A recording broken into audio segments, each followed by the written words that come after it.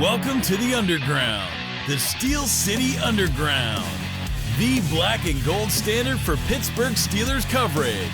Now, here's your host, Joe Kuzma. Hello, everyone, and welcome to another edition of the Steel City Underground podcast. My name is Joe Kuzma, and today I'm going to have to follow up on the last show and some of my comments and thoughts about the Pittsburgh Steelers extending head coach Mike Tomlin for another 3 seasons through the 2027 NFL season. Some of the flack, some of the comments and stuff that I took. And let me tell you, it's not necessarily that I make excuses for Mike Tomlin. It's not exactly that I'm making excuses for the Steelers. Of course, they are explanations. They're different, but I got to thinking, and I sit here and I'm like, there are certain things I believe that Mike Tomlin should be blamed for. I've always questioned certain things with clock management, right? But I also can recognize that he's a great coach and that the Steelers would not be where they currently are without Mike Tomlin as their head coach. Now, somebody's going to say, we get the smartasses that are all in the comments, well, where are they really? Just a bunch of winning seasons. It's like, I just realized, we're in the year 2024. The Steelers haven't had a losing season in 20 years, over 20 years, 2003 season. Practically the entire time that Heinz Field, now Acrisure Stadium, has been open for business, the Pittsburgh Steelers have not lost any games. And for a large part of that tenure there, going on 18 seasons now, Mike Tomlin has been in charge of the team that plays on that field. You think about that, 20-some years. There are guys and gals that are in the comments. I'm starting to get older here. Maybe not as old as my colleague and my good friend, Mr. Brian E. Roach, who would have loved to opine on this topic, but was unavailable today. But there are people that are younger than me that have never seen a bad Steelers football team. I mean, I grew up in the 80s. That's all I knew. I didn't get to just latch on to the 70s. I didn't get to enjoy those. I wasn't born yet. I didn't get to enjoy the 4 Super Bowl wins under Chuck Noll. I remember people just teasing me terribly, especially Cleveland Browns fans, because they were decent through the 90s, right? Bernie Kosar. It always used to be Bernie Kosar versus like Bubby Brister, for example. Neil, who he shall not be named, O'Donnell. I remember, growing up with all of this, and then Ben Roethlisberger comes along, and he is the savior of the Pittsburgh Steelers franchise. But in many ways, Ben had his faults too. And I don't want this podcast, I don't want this episode to dwell or seem like a hit piece on Ben Roethlisberger. I try to put all of my disclaimers up front. Ben Roethlisberger is a future Hall of Famer. Love Ben Roethlisberger. I don't even know how many Ben Roethlisberger jerseys, et cetera, et cetera. But I'm sure he sits at home thinking the same way Mike Tomlin does, behind closed doors, about what could we have done differently. And when I continue to see Mike Tomlin hasn't won a playoff game and blah, blah, blah. And I mentioned this on the last episode. If you didn't catch it, I'm going to try not to be a broken record here. I'm going to delve into actual games, the actual postseason games this time, as promised on the last episode, because there's the memes and stuff that float around about losing to the Jaguars and ha, Tim Tebow and all this other stuff. And I'm actually going to dig into Tebow's game first. That 2011 season, a wild card game in Denver. And I wondered to myself, it's like, okay, you could blame Mike Tomlin maybe for some things. You could try and say he's not prepared. But I wonder what happens when individuals on the team or the team itself just doesn't live up to the expectations. I mean, we're going to look back to the last 2 playoff games and wonder, how the hell did these Steelers teams even make the postseason? Ben Roethlisberger's last year and going to Kansas City to play the Chiefs. And you also have the Buffalo Bills game last year, which I mentioned. You take a look at, you got Mason Cole, he's snapping the ball in the dirt to, Mason Rudolph. Is that the way you pictured it at the beginning of the season, in the preseason last year, when Kenny Pickett was dropping dimes at George Pickens? Hell no, nobody thought that. You didn't think that they would have a little bit of a renewed running game with Najee Harris, with Jaylen Warren. They got some things going there, but they also had guys like Michael Walker and Miles Jack. Miles Jack was completely out of the league. He had retired. and there was a favor called in because he already knew the system and he knew he could come out there and play some. There's a reason, part of that was personal, but no other teams were really like beating down his door to sign him or Eric Rowe or if Trenton Thompson and Elijah Riley and all these different guys that were playing on defense in this Buffalo Bills playoff game. I felt like the Steelers were getting hot at the right time. Mason Rudolph was doing extremely well. And to the commenter or commenters, there may have been more than one that dropped in on YouTube and left some notes or some scathing things. Say, look, I know that we all get busy. Not everybody's going to watch and listen and hear everything I have to say on every single episode. For those of you we call the 2%ers that do, thank you so much. We love you. Thank you for supporting Steel City Underground. But for the rest of us, like myself, I'm a father, run around, got the kid going everywhere. We got real lives, and we don't catch every single thing that I have to say. And so, like, I try not to be a broken record and repeat things, and it gets lost in the shuffle that I'm a hater of someone or I didn't support someone. Like, Mason Rudolph is a guy that I supported from day one. He's a large part of this who's to blame for the lack of Steelers playoff success equation with Mike Tomlin. That 2019 season where Ben Roethlisberger goes down week 2, the home opener in Pittsburgh, he plays a half of football and he's done for the season. And it's left to Mason Rudolph throwing to guys like Tevin Jones and Deion Kane and handing the ball off to Benny Snell and Kareth White. And I don't even know, like you had Nick Vanette and just a bunch of just not the best, Johnny Holton, not the best guys on the field. And the guys you did have, like Juju Smith-Schuster or James Conner, they were hurt. They missed a lot of time in those games. Vance McDonald was the only non-offensive lineman. He was the guy who played the most snaps of anyone else on the offense, including the quarterbacks. Usually the quarterback doesn't miss a snap, plays every game unless they get pulled and they're going to rest for like the playoffs or something like that, right? Or you have concussion protocols now. But you didn't have any of that back in 2019.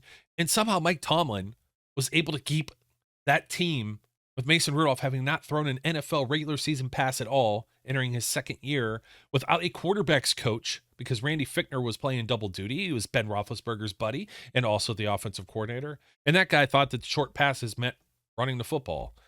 And I think that ruined some things with the Steelers, their offense, and some of those players that were coming up through that system like a Deontay Johnson or something like that. But that's a whole other conversation. Just the fact of the matter was, and even on defense, I mean, geez, I could pull some names on there, guys that got hurt 2019.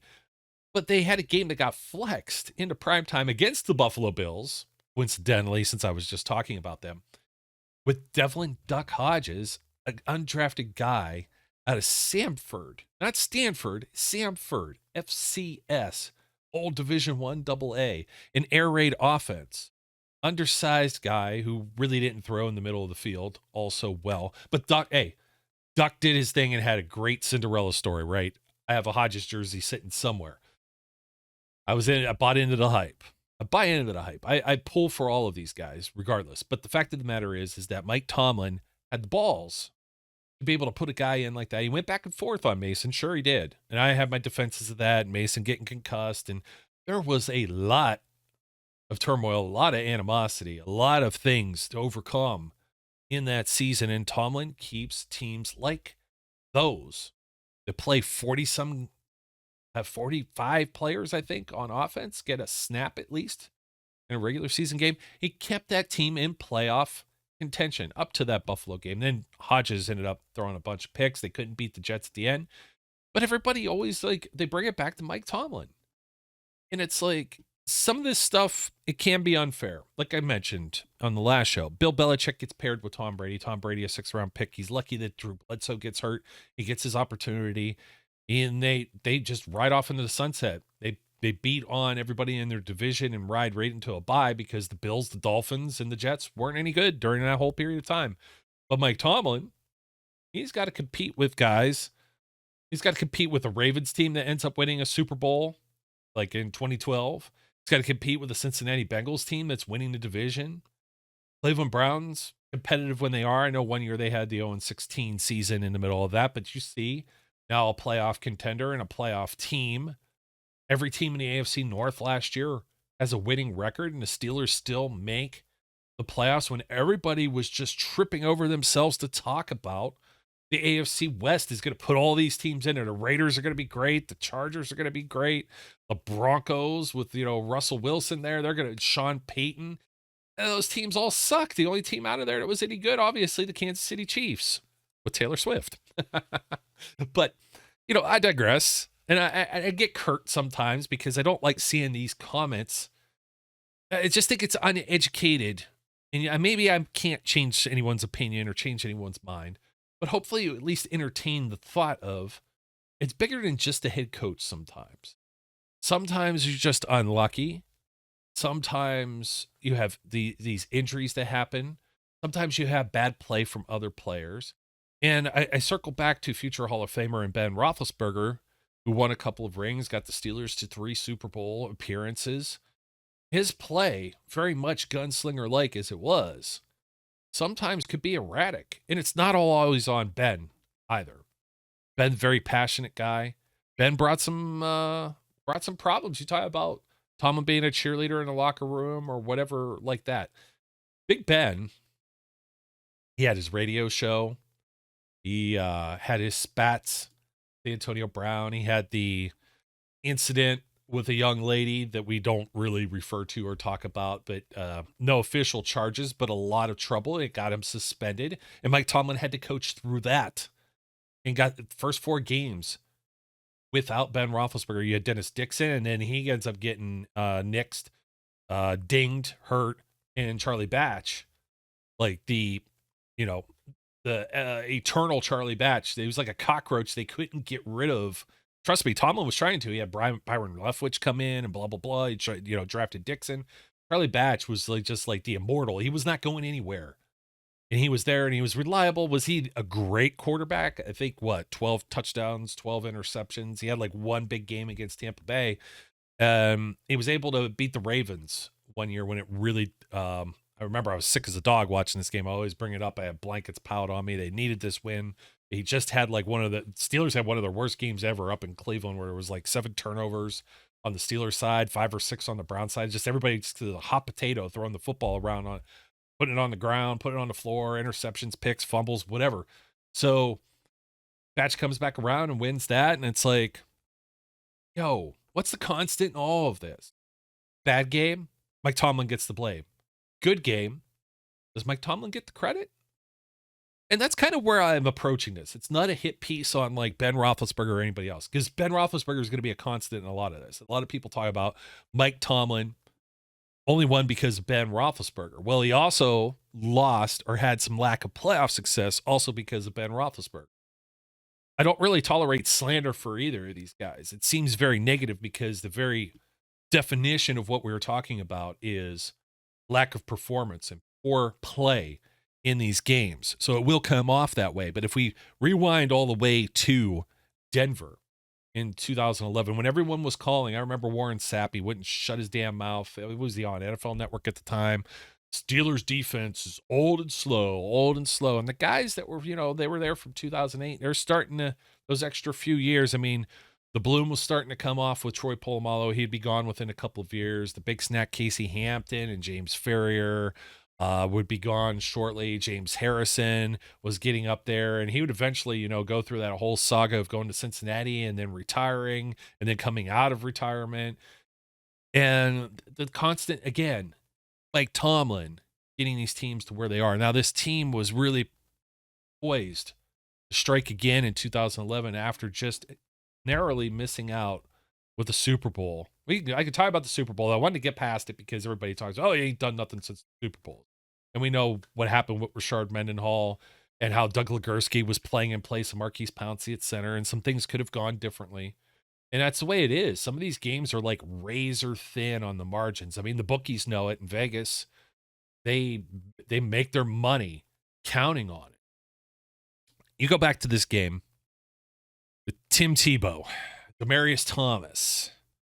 It sticks in your craw. The new overtime rule, the sudden death, not having Ryan Clark, a big portion of it.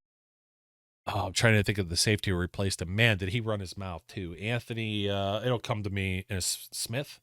They'll come to me in a second here. And blown assignment. And of course, somebody's going to say you get out coached. Yeah, everybody gets paid to be professionals and do this. And somebody spotted that. And you didn't have your starter in and you struck where you needed to strike. And Tebow was able to execute what felt like the only pass that he really had in this game.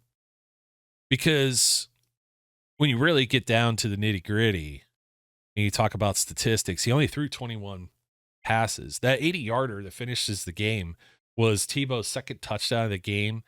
Got him 316 yards and 125.6 quarterback rating. You would expect that type of performance from Ben Roethlisberger. Yet, Ben Roethlisberger was only 22 of 40 for 289. He was sacked 5 times. Tebow wasn't sacked at all in this game. A touchdown and an interception. Ben finishes with a 75.9 rating. It was very tough, a very tough tale of 2 second quarters here. Not even 2 halves, 2 second quarters. Because Denver only had 2 possessions to start the game. They're both 3 and out, and they punt. That's in the first quarter. The Steelers had a field goal, a punt, and a field goal. They weren't able to muster much more than 48 and 47 yards. They get down around the Denver 27-20 and couldn't punch it any further. Then they punt it. Ben throws a pick. It was a 3 and out, a 3-play drive with the interception, 4 plays for 9 yards, and a punt, 5 plays for 25, and a punt before halftime. 3 punts and a pick, where Denver has 4 of their 5 drives in the second quarter are scoring drives. I know Mike Tomlin's specialty is defense. This is still Coach Dad, Dick LeBeau, that's there at the time as a defensive coordinator. You see the lack of offense. So this is the game that, like, everybody was like, okay, Bruce Arians is just, that's it. And everybody still, like, beloves him or gives, I don't understand it. I've never really gotten the fascination with Bruce Arians as a head coach. He wins because Tom Brady makes some changes. Tom Brady was getting sacked.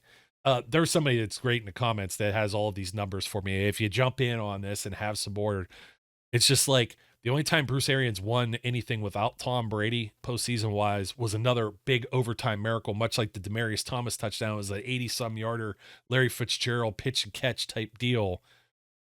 And that was it. That was it.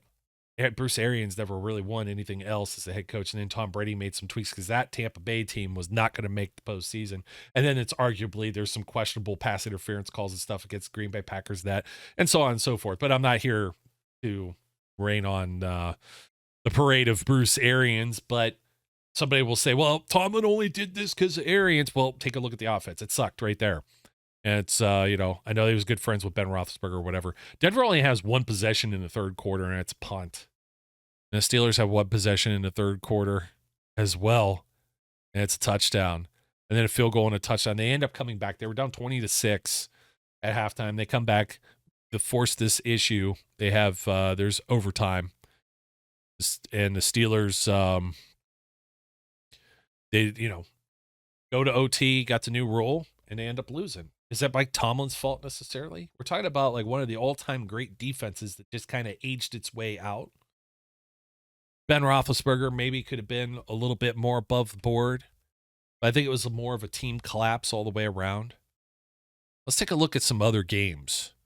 Because 2012 and 2013, they're middling at 8-8. They're trying to get the Todd Haley offense working. Things just aren't working. They don't have a running back. They're playing around with Mendenhall, ends up getting hurt, and then Mendenhall like just kind of fizzles and fades out of the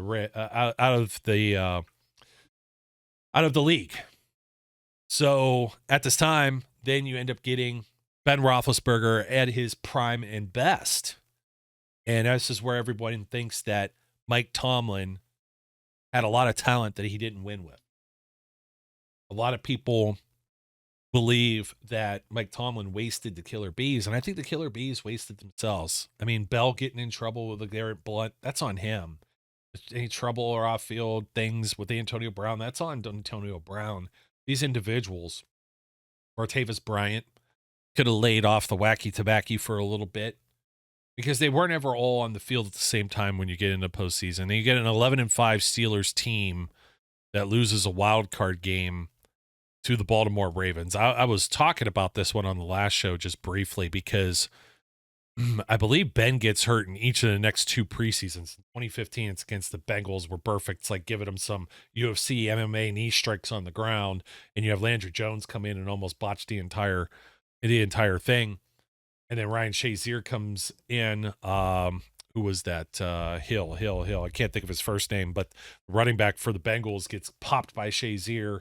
Ball comes loose. Ben comes back in and works miracles like a reanimated corpse. Just comes right back out there. But you had all the penalties and stuff. Antonio Brown gets knocked out, et cetera, et cetera. But I'm a year ahead here. When you get to the Ravens, you had Bell knocked out right before the postseason here. And it was really tough because this is one where I don't have a blame for Ben either. 31 of 45, 334 yards, touchdown, 2 interceptions. Still had the turnovers, sacked 5 times. But you have Ben Tate signed off the street, 5 carries for 19 yards. And then Josh Harris, 9 for 25. Josh Harris, a guy who's been very critical of the Pittsburgh Steelers over the last, ever since he left there, basically. And he came up he was called up off the practice squad. And he just, performance-wise, who are you going to, you're going to blame here? You're going to blame Heath Miller for losing a fumble? Are you going to blame Ben Tate, who fumbled, put one on the ground, got Ben hit around a lot? He was basically a cause of the turnovers because his pass pro was terrible. It's a game that really sucks because it's really fresh in my head as far as a home playoff game, a home playoff loss. I think that's part of it with the fans. You've got these spread out after you were getting used to, okay, wild card win or a bye week, go right into the divisional, tough fought game with a Ravens team or something, go on, host the AFC championship, go to a Super Bowl, have a chance to win it all. And it kind of just, the beat kind of just goes a little more below the line here from this high expectations you have from those great teams, all those Hall of Famers. And whenever you're playing against a division rival for the third time, it's just something that happens. But this is another one of these ones where Flacco had 2 touchdowns, no interceptions, sacked once, had a 114 quarterback rating to Ben Roethlisberger 79.3. Bruce Kwiatkowski actually comes in this game. I was talking about this. This is the only time you saw Bruce other than preseason. He ends up getting hurt a year or 2 later, and you end up with Michael Vick getting signed as a backup for the Steelers, and then ultimately Landry Jones ends up playing, right? But Kwiatkowski completes 2 of his 3 passes, 22 yards. He had a first down pass in this before Ben ends up coming back on. That actually finishes with a better rating than Roethlisberger, although I won't give it much credence since it's only 3 passes for 22 yards, right? But that just goes to show you how statistics work sometime. It's really tough. Yeah. Oh, all excuses. Who's to blame for this one? Team collapse. Pretty much. Ben Tate really is the one I point the finger at the most. Not having Lev Bell is just so crucial to this team's success or lack thereof, especially in the postseason. And you're talking about a guy who broke so many records. If he would have stayed with the Steelers and played till about his, age 30 or 31, I have no doubt that he may have been right up there with Bettis and Franco as far as the guys we talk about as the greatest Steelers running backs. I'm sure he looks back on it and just realized, man, I really killed my legacy for a few extra bucks from the Jets. And we're not even sure that he actually made more money going to New York, having sat out, than he would have if he would have just played under the tag, signed an extension. But he wanted to reset the running back market, and really nobody's doing that just yet. The running backs are still, they're in limbo. They're really disposable compared to any other players or any other position that's out there. But you follow that up. I said the next year they do get the win, and they end up in 2015 against the Denver Broncos again. It's all Broncos, and it's all Ravens, Baltimore, and Broncos. So Steelers, they looked like they were really poised here too to make a run, because when you got past that Bengals game, and now you're playing on fumes, right? Because they didn't have D'Angelo Williams at this time, and D'Angelo Williams was a key cog. I remember he had a 3 touchdown game at one point during the regular season, but now they were down to basically Fitz Toussaint. He only carries the ball 12 times, 39 yards. He had a rushing touchdown. He's the first one to score. Martavis Bryant was huge in this game, 9 for 154. He was targeted 15 times. Marcus Wheaton targeted 8 times, only 5 catches 5 catches, but only 30 yards. Not a huge impact, only 6 per reception. And really nobody else. Sammy Coates, that was the Sammy Coates breakout game with the 37-yard reception. He had 2 big ones, almost both. The other one went for 20-something as well. And then Jesse James was still there. It was just getting in action as a rookie. And Heath Miller, only 1 catch for 5 yards. Ben Roethlisberger in this one, no touchdowns, no interceptions, 24 of 37 for 339, as opposed to Peyton Manning, 21 of 37 for 222. Like Peyton was struggling. And the Steelers couldn't stop C.J. Anderson at first, 15 carries for 72 yards, 4.8 average. Ronnie Hillman added some. Broncos ran for 109 yards, but this ultimately came down to Fitzgerald Toussaint lost fumble, and that's what killed it. Steelers they had no answers. Remember, Brandon Boykin should have been playing the slot corner. Just proved to not be up to snuff for that. Mike Tomlin's got to go to battle with who he has. And you're trotting out Jordan Todman and Fitz Toussaint. I remember joking about it against the Bengals just the week before in that. It was like, here we go again with the running back situation with no Lev Bell. So you finally get Lev Bell back. You get him back for the 2016 run, and they get to the AFC Championship game, which then ends up being pitiful because Bell gets hurt. And Bill Belichick this team just embarrassed Steelers, the Patriots did. 36-17 final score up at Gillette Stadium in the AFC Championship game. Steelers, it really never was as close as the score indicates at points. Yeah, D'Angelo Williams come in partway, maybe toward the end of the first quarter before Bell went out. It's tough. Bell only had 6 carries for 20 yards in that game. Antonio Brown was pretty much blanketed. The rest of Ben Roethlisberger's options on this offense, Kobe Hamilton, Eli Rogers, Sammy Coates, Jesse James. The other players targeted with a pass, David Johnson and Roosevelt Nix, Darius Hayward-Bay. And you've got that up against Tom Brady. Makes me throw up in my mouth a little bit to say the GOAT, but 13 of 42, 384, and 3 touchdowns. He was sacked twice in this game. Ben wasn't sacked. He had a touchdown and an interception. He only had 314 yards slinging it around. A little bit, I believe, of some garbage time stats, too, at the very end. They had to look at LeGarrette Blount again, Julian Edelman, Chris Hogan, and Martellus Bennett, and Danny Amendola, and James White. These guys just run around on the field. It was a better pill to swallow because when you come back now to, 2016 was when they finally had Bell in the playoffs. They didn't have Martavis Bryant this entire year. And they had Antonio Brown, and they just smoked the Dolphins at home. One of the coldest games I've ever attended, and it's on record, one of the coldest games ever at Heinz Field. And they go back, and now they go out to Kansas City, and Kansas City just feels like they've been getting a raw deal for years. James Harrison on the holding penalty, and, the Chiefs penalized for holding James Harrison, and you remember that whole ordeal. And it was just it was just the Steelers playing that December, January winter football, just run the bell, pound the rock with Lev Bell, and maybe it was a little too much.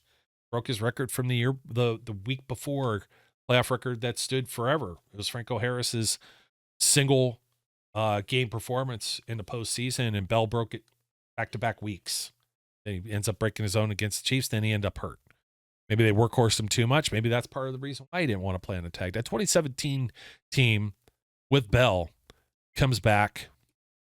They're 13-3, and the Jaguars already humiliated this Steelers team, humiliated Ben Roethlisberger. You remember him talking about it, radio quotes, maybe the old gunslinger, maybe I don't have it anymore. What he said. Everybody ran with it. They kept talking about when's Ben going to retire. They already put him 6 feet underground before this guy's career was over. This team was really incredible, though. I mean, they fell to 3-2 of that Week 5 loss to the Jaguars in 2017, October 8th, 2017, 30-9 loss. And Ben Roethlisberger in this game, no touchdowns, 5 interceptions, 33 of 55 for 312 yards, a 37.8 rating. And you have Blake Bortles, who threw the ball 14 times for 95 yards with an interception. He actually had a better rating, going 8 of 14. He had a marginally better rating than Ben Roethlisberger, 48.2 to 37.8. What I'm talking about. But 5 interceptions in that game. This team just knew how to play them, and now this team was minus Ryan Shazier by the time they get to the postseason. Play caller, the green dot on the defense. He was just everything in the middle of that defense. It was all like, let's dump the ball off the tight ends and backs, and they couldn't stop it. But before that game happens, the only loss they have from their Week 9 bye, they rattle off 5 straight wins and have 7 of 8 with. That's actually what this photo was from that I was showing here for those of you watching on YouTube. Don't forget to like, comment, and subscribe. This was Ben in that New England Patriots game where Jesse James caught that damn football. And they win that, and they don't even play Jacksonville. And I blame Tony Corrente and the replay team and everything else for that, because not only should that have been a touchdown, but there was blatant pass interference on Eli Rogers on the next play where it ends up being the interception, and the Patriots get to walk out with a 27-24 win. Drops the Steelers to 11-3 on the year. They would have been the 1 seed and not had to play the Jacksonville Jaguars, which would have been, maybe it would have been more favorable, because when you get to that divisional round with Big Ben, 45-42, that score doesn't necessarily dictate what happened in this game. They just get smacked in the mouth.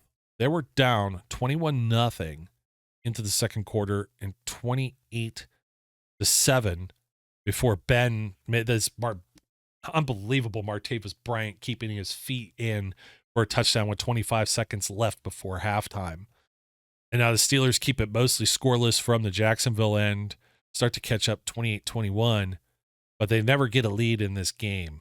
It goes 35-21, 35-28, 42-28, 42-35, 45-35, and then, of course, it was 45-42. With L.J. Fort and Sean Spence playing in the middle of the field, they couldn't really stop anything.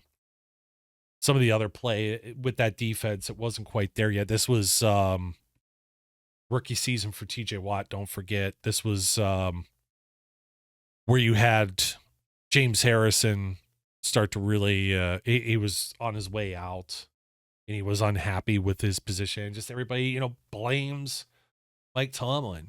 He's not going to keep hostages. What other options did you have? Tyler Matakevich was supposed to be Ryan Shazier's backup, and Matakevich was injured too. They ran thin at positions of need, at time of need, against an opponent who had their number. It sucks. Todd Haley was the scapegoat of all of this, because the drives in that game, it was more of the same with the Steelers defense not being able to I'm sorry, the Steelers offense not being able, well, the Steelers defense had enough of their own issues as well, but the Steelers offense not being able to sustain some drives. I'm pulling it up here again on the drive chart. A punt, an interception, turnover on downs because they went for it on 4th down. They were already down, all the way down to Jacksonville 21 instead of just kicking a field goal. Played a little more aggressive. Can you blame Tomlin for that? I did. If my memory serves me correctly, there was the one I would have definitely went for in a heartbeat, and then I was wondering the play call. And I was like, Todd Haley, you idiot. And I loved Todd Haley's offense, and I really loved him as a coach, and everything he got out of Ben Roethlisberger, 5,000-yard passer, 5 and 6 touchdown games. But this wasn't it. They finally score, and then there was another fumble. They give it up and get scored on again. Then they score, punt, turnover on downs again. That was the killer at the beginning of the 4th quarter, and then 3 straight touchdown drives. You don't get all of that scoring without Todd Haley and Ben Roethlisberger. At the same time, the aggression side is this Ben pulling, hey, we can get it, let's go for it. Is this Mike Tomlin just being full of his own hyperbole? Possibly. I think there's enough blame to go around. I think the frustration was you finally had Martavis Bryant, Le'Veon Bell, and Antonio Brown all on the field at the same time, the only time in the postseason altogether with back when both two teams got a bye week. Both of them get a break. They're fresh and ready to go, and they get nothing out of it. It's disappointing. But Tomlin got you all the way here, 13-win season. You got to trust he's going to get you a little more, right? And this was kind of like where the glory days just kind of fall off. 4 straight playoff appearances. Todd Haley's gone. They moved to Randy Fichtner. His team goes to 9-6-1. We have the inner turmoil between Juju and Antonio Brown. Antonio Brown being completely pulled and put on the sidelines for the final game of the year. It was like 2-3 games to go. There was the Denver game where Ben went on the radio and he was talking about the Shelby Harris interception. AB wasn't where he was supposed to be or something, as if those two weren't playing backyard football all of the time. And that's where the relationship fell apart. Juju gets the Player of the Year award. And they played against the Saints, and Ben just fed Antonio Brown. He had his best receiving game of the season. You know, the squeaky wheel gets the grease, and it still wasn't enough because you had the Joe Hayden pass interference calls, one against Alvin Kamara, and I can't remember what the other one was. They were both bogus. If you ever have a chance, look them up online. There was about like a yard or two of distance. It was like social distancing between Hayden and Kamara on the one. The fix was in on that. Of course, Lev Bell is out of the picture, and James Conner gets to carry the rock a little bit, gets hurt off and on. 2019 ends up being that disastrous year without Ben at all. This team comes back, wins 11 in a row, 12-4, COVID protocols and everything else abused by the Titans and Ravens in 2020 causes this team to lose their bye week, and injuries start to mount. You lose Devin Bush, you lose Bud Dupree. When you lost Bud Dupree, it was much easier to double team TJ Watt. And the Steelers were unable to stop the run against some teams. They played that stupid game on a Wednesday. It was their last win. It was a depleted Ravens team they played against anyways at like 3 p.m. on a Wednesday. Oh, we'll move your game back just a day or so. They gave the Ravens an extra day, if I remember. They played on Tuesday, with the Steelers had to play on Monday against they might have been the Washington football team by then. I don't know if they changed their name from the Redskins to the Washington football team, but regardless, or irregardless, as my mom says, the streak was snapped. And we didn't think they were going to go undefeated the whole way, but you saw the chinks in the armor, and the wheels were starting to come off for this season. And they play a game at home with no home field advantage against Cleveland Browns, missing Joe Hayden, missing some other players. But that particular game, you could say he got out coached by a guy that was sitting on his couch because Alex Van Pelt had to step in for Kevin Stefanski with the COVID protocols. That hurts. Like, that really hurts me. It hurts my brain what to think of that one. But I look at, like, what the hell happened on the first snap? This caused Marquise Pouncey to retire this game, and Ben was thinking about it. This team is down 28-0. They just stood and looked at the football. Like, nobody was playing well. It was the epitome of bad football, and not something that you would have expected. Everybody that was talking about this is the most overrated 11-0 team, and I hated that. It was just killer. But the Steelers, here's your drive charts: fumble, interception, punt, interception, punt, interception. Oh, hey, they're finally on the board with 1:44 remaining in the second quarter. Excuse me. They get a field goal too. They end up getting 10 points. The Browns were touchdown, touchdown, touchdown, punt, punt, touchdown. And it turns around a little bit in the third quarter. 3 punts for the Browns, including 2 3-and-outs. The defense steps it up. The Steelers offense strikes back with 2 touchdowns. The fourth quarter for the Steelers, punt, touchdown, interception, touchdown. That last interception, such a killer because they were right there. Ben Roethlisberger, 47 of 68. Randy Fichtner had this dude throwing the ball 68 times. 501 yards, 4 touchdowns, but 4 interceptions. 4 interceptions, Ben. Forcing it. can't necessarily, again, it's not a hit piece on Ben Roethlisberger. I can't say enough good things about Ben Roethlisberger, but you saw in some of these games, I think a lot of the blame may indirectly go toward Mike Tomlin. You want to blame them both? That's great. But I just don't get just blaming just one guy. And there's more to this. The defense just really wasn't there at times either. But what are you going to do when Cleveland's defense just falls on the ball in the end zone and scores a touchdown? That isn't really Steelers defense's fault. The other ones, off of, interceptions and whatnot. 6 plays, 65 yards for a touchdown. 3 plays, 46 yards for a touchdown. 9 plays, 64 yards, touchdown. 6 plays, 80 yards for a touchdown. 13 plays, 59 yards for a field goal. 13 plays. In the fourth quarter, when you got to get the ball back, they chew 6 minutes and 40 seconds of time. You put that on the coaching? You can. Maybe you could put that on some of the players. And I'm sure there's some other fill in the blanks here. Some people could say, well, you know what? So-and-so didn't do this or blah, blah, blah. That's great. Leave it in the comments. If you just think this is all Mike Tomlin, I don't know what to tell you. This is why the Steelers have patience. They've only had 3 head coaches, which will be over the span of 55 years should Mike Tomlin play all out this new contract through 2027. And then, of course, we know 2021.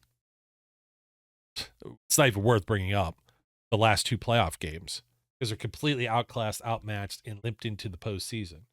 I don't know if people would rather prefer that this team at least gets into the tournament and has a chance because they're in the tournament and their foot's in the door to maybe win a Super Bowl, or if they just prefer this team doesn't win at all. I'll tank for draft picks. I am not one of those guys. You see what happens with some of those teams. Draft picks are not guaranteed to do you anything. So, once again, not a hit piece on my boy Ben Roethlisberger. Not a hit piece on my guy Mike Tomlin either. Both these guys are responsible for a lot of the Steelers' success and also for the lack. Folks, don't forget to like, comment, and subscribe. My name is Joe Kuzma. That'll do it for us today. Steel City Underground podcast. We always do to close out this show. Encourage everyone out there to be safe. Most importantly, comment section, be good, and we'll catch you later. We would like to thank you for listening and remind our listeners to follow us on social media and our website, www.steelcityunderground.com.